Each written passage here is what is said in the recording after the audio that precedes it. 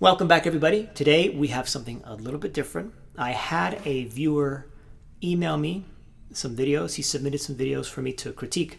And so I thought this would be a great opportunity to turn this into a video series. So hopefully this encourages others of you that are watching my videos to contact me and perhaps send me some videos for me to give you some pointers on.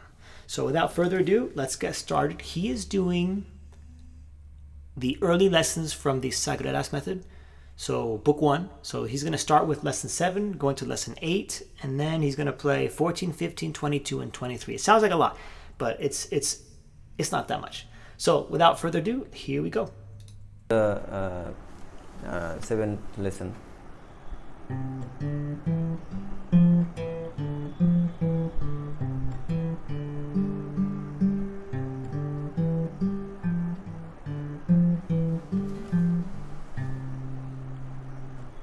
Okay, so right off the bat, and now I've seen these videos, so I do have some notes, but right off the bat, the first thing that popped up, the first thing that I kind of took notice of is your fingers are popping up a little bit. And what that means is you have this mindset where your fingers need to pull on the string in order to pluck the guitar. You got to pull on them, which is incorrect. You don't want to pull on them so much as push on them. So if you think of your fingers pushing, or if you say to yourself, my fingers need to be tucked into my hand, then you'll be playing a little bit more correct. So notice when you want to look at this part of your finger, notice that when I play, this part of the finger actually goes in, like that. Same thing with the middle finger, goes in. What you're doing, it happens more on the index finger. What you're doing is you're playing and you're popping up. It's slight. This one is even harder. This one, sometimes you're doing a good job, but sometimes you're not. But you're definitely popping up as opposed to in. Okay, so so if you were to look at yourself, not look at yourself, but if you were to look at your hand, when you play your index finger, you should have a clear line of sight to the side of your middle finger completely, and the index finger should be completely out of the way. All right, so that's one way to tell that you're doing it correct. All right. Other than that, it's great. I and M alternation is good. You played all the notes correctly. Oh yeah, going into measure 4. Let's see. And starting the lesson over on measure 5, or going into measure 5. Technically, you're not starting it over, but it sounds like it's starting over. You want to make sure that your tempo is exactly the same throughout. There was a slight pause from here to here. Oops. Measure 4 to measure 5. So just make sure your tempo is dead on. All right. And we'll leave it at that for now. The technique issue, that's going to be something that you're going to see across in all of the performances that he has. Okay, lesson number 8. This is the lesson number 8.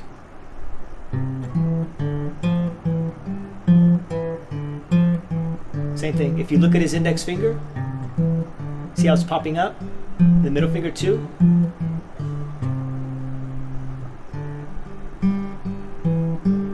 Great I and M alternation. You're not playing. You're not doubling up a finger.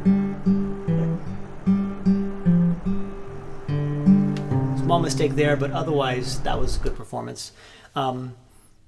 Something else I should mention, I maybe should have mentioned it in lesson 7, but this is also something that is reoccurring throughout all of your performances. You are breaking up each note. There's too much space from one note to the other. I know you just started to play the guitar, but I do want to mention this to you now so that you can start to hear it sooner rather than later. But you're playing something like this.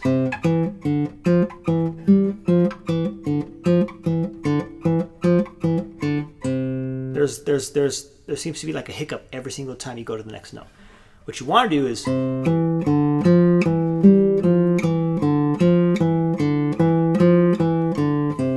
nice and legato. So how do we do that? One, you want to make sure your left hand and your right hands are synchronized, and we've done some synchronization exercises together on some of the live streams. So good on you for that. By the way, if any of you guys want to practice or you need some motivation to practice, I do live stream regularly. I'm doing every day this week. Perhaps that's going to become a regular thing. in the evenings, 6 p.m. Pacific Standard Time, and you could join me. We do some technical exercises for about an hour, and then that's about it. You can ask me questions and things of that sort. So, all right. Anyways, let's get back to what he's doing. You want to play legato. Now, when you practice this, if you're struggling to play legato, my suggestion would be to slow down, because that'll give your brain time to process the synchronization from your left hand and your right hand, while simultaneously being able to listen, standing outside of yourself and listening to what it is you're playing. So that's my suggestion to you. That'll help you play a bit more legato. All right, so let's go ahead and go to the next video. Let's see. That's the one we just listened to. Now this is, pause that. This is lesson 14, so let me go ahead and, it's on the next page. Now I think in this one, you play some wrong notes. It might be the next one. Let's have a look.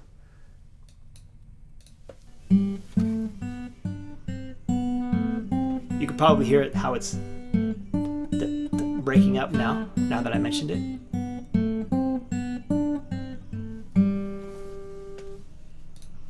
It's great. I and M, I know that's really solid on your part, but same thing. Dun, dun, dun, dun, dun is what I hear when I should hear da, da, da, da, da. Okay, and I just mentioned how you should practice that. All right, lesson 15. Okay, so here we have a couple of wrong notes I want to mention.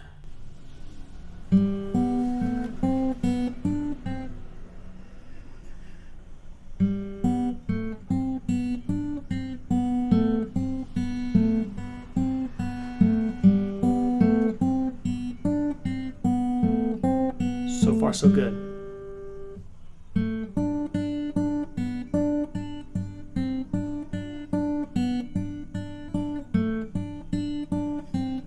Right there.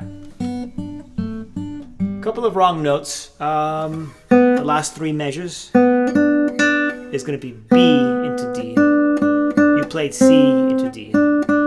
And then here, a couple of wrong notes. So just make sure that you are playing the right notes. But otherwise, same thing. The staccato, the lack of legato playing is very clear. Dun, dun, dun, dun, dun. I and M alternation is good. Again, your fingers are popping up, and that seems to be the same throughout. All right, lesson 15. Oh, this is not lesson 15. This is 22. That was lesson 15. We're on lesson 22 now. Okay, let's go back. No.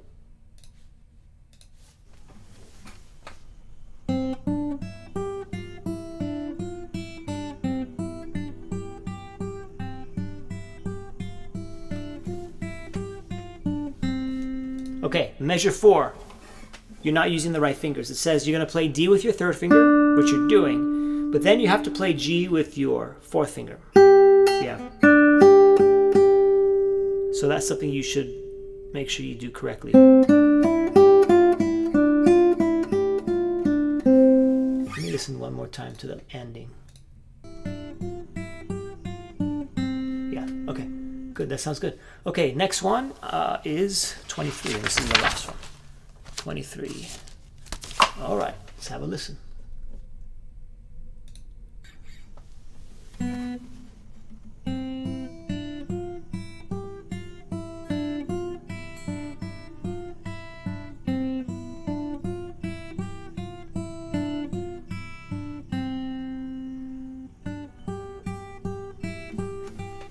I'm going to stop right here. All of those G's need to be played with the fourth finger. There's a 4 beside them. So you should be playing third finger, third finger, fourth finger, open, fourth finger. And even here, 1, 4, or should be I am. 1, 4. All of those G's. Because it doesn't make sense to play this when you could just do this.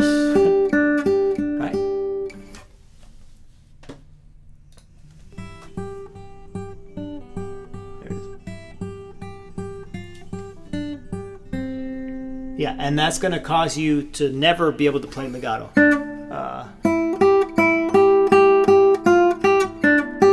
See? It's hard to connect these if you're using the same finger. This makes it easier. And that's about it. So just to wrap it up, it's the fingers, make sure they're pushing the strings. Your fingers are going in as opposed to out. You're not pulling on the strings. Legato, play it slow, synchronization of the left and the right hand. Slow so that you can listen. And do everything last minute. That's something I didn't mention. But move your fingers of your left hand at the very last minute. That seems to sort of get the point across to most of my students. As opposed to, because usually what you do is, what we all do is we get to the place we want to go first, and then we play the string. But you have to do it at the same time. So you have to have some confidence in your ability to be at the moment, to be at the right spot at the exact moment you need to be there. All right. And we'll end it there. So hopefully that helps. If you would like to send in some videos, get in contact with me, and that's it. All right. Take it easy, and I'll see you all in the next video.